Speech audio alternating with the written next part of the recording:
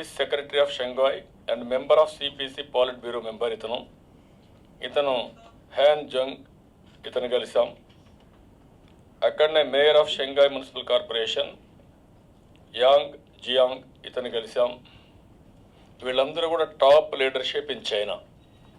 వాళ్ళకు మామూలుగా leading states ఇవన్నీ ప్రావిన్సెస్ ఇవన్నీ బీజింగ్, అదే మరిగా షంఘాయ్, చెంగ్డు ఇలాంటి ప్లేసెస్ అన్నీ ఆ టాప్ లీడర్స్తో ఇంటరాక్షన్ పెట్టారు. ఇంటరాక్షన్లో కూడా వెరీ గుడ్ ఇంటరాక్షన్. వాళ్ళు కూడా చాలా పాజిటివ్గా ఇంటరాక్ట్ అయ్యారు.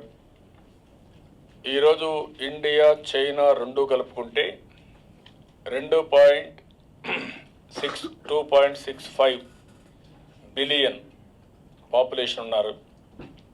ప్రపంచంలో మ్యాక్సిమం జనాభా ఉండే దేశాలు ఈ రెండు దేశాలు.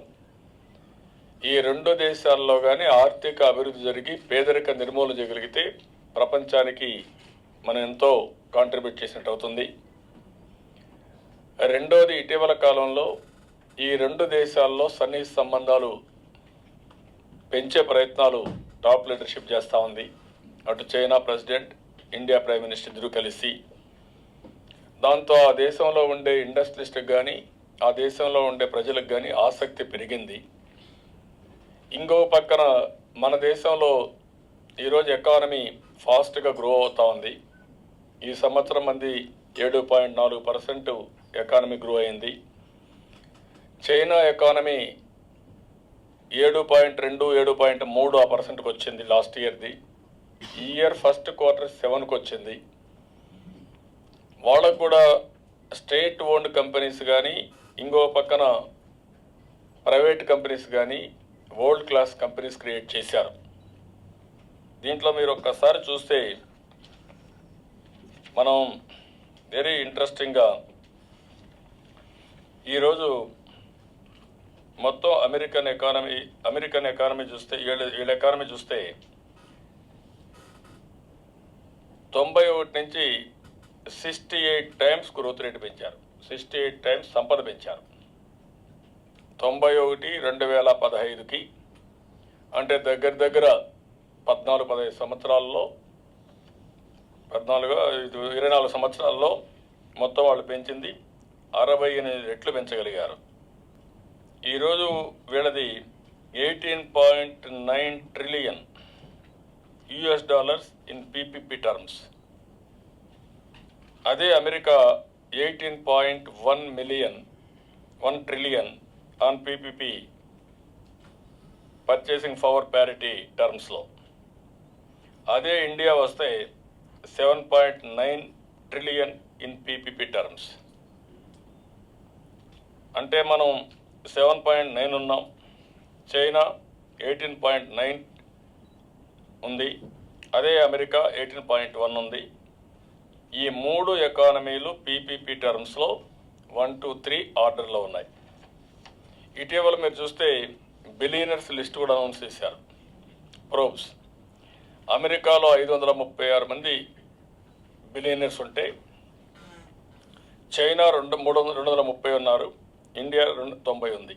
Order of priority 1, 2, 3.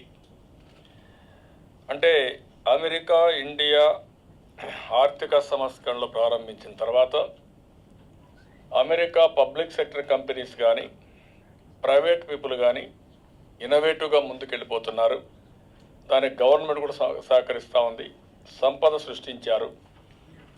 ఈరోజు వాళ్ళు మ్యాక్సిమం వెళ్ళారు కాబట్టి వాళ్ళు ఆపర్చునిటీస్ ఎత్తుక్కోవడం కోసం ఈ కంపెనీస్ అన్ని ప్రపంచం మొత్తం పంపించే పరిస్థితికి వచ్చారు. వాళ్ళ టెక్నాలజీతో, వాళ్ళకుండే రిసోర్సెస్తో, ఫండ్స్తో మొత్తం కూడా ప్రపంచం అంతా ముందుకు పంపించే పరిస్థితికి వచ్చారు. ఇందులో కూడా ఒక ఎక్సర్సైజ్ స్టార్ట్ చేశారు వీళ్ళు. ఇటీవల మీరు చూసుంటారు, ఏదైతే 1 రోడ్ 1 బెల్ట్ 60 కంట్రీస్ని కవర్ చేస్తూ 1 రోడ్ 1 బెల్ట్ అని తీసుకొని ఇందులో పబ్లిక్ ప్రైవేటు మొత్తం ఇన్వెస్ట్మెంటు $1600 బిలియన్ స్పెండ్ చేయబోతున్నారు. దానికి ఒక పక్క సీ కనెక్టివిటీ కానీ, ఒక పక్క రోడ్డు కనెక్టివిటీ కానీ, అటు యూరోప్, ఇటు ఇండియా, ఈస్ట్ ఏషియన్ కంట్రీస్, అన్ని ఓషన్స్ అన్నీ కూడా సముద్రాన్ని కలుపుతూ ఈ ప్రోగ్రాం కూడా తీసుకున్నారు. అయితే ఇక్కడికి వచ్చినప్పుడు మనకు ఇవన్నీ చూసిన తర్వాత వీళ్ళతో నేను డిస్కస్ చేసింది మెయిన్గా మనకుండే అవకాశాలు సన్ రైజ్ స్టేట్ ఆఫ్ ఆంధ్రప్రదేశ్కి ఎలాంటి అవకాశాలు ఉన్నాయి. 1000 కిలోమీటర్లు సీ కోస్ట్ ఉంది. అందులో human natural resources, excellent natural resources ఉన్నాయి. Bauxite, gas, barytes, granite, beach sand ఇవన్నీ కూడా మనకున్నాయి. వాటర్ రిసోర్సెస్ ఉన్నాయి. ఎక్సలెంట్ హ్యూమన్ రిసోర్సెస్ ఉన్నాయి. డెమోగ్రఫిక్ డివిడెంట్ ఉంది. ఇండియాలో మనం సెంటర్లో ఉన్నాం. ఒక లాజిస్టిక్స్ హబ్గా, gateway to India, logistics hub for South East Asian కంట్రీస్కి ఆంధ్రప్రదేశ్ తయారవుతుంది. ఈ వనరులన్నీ ఉపయోగించుకొని ఏ విధంగా ముందుకు పోవాలో కొన్ని ఫీల్డ్స్ కూడా వాళ్ళతో డిస్కస్ చేశాం. అమరావతిలో వాళ్ళకు మనకు కొన్ని సిమిలారిటీస్ ఉన్నాయి.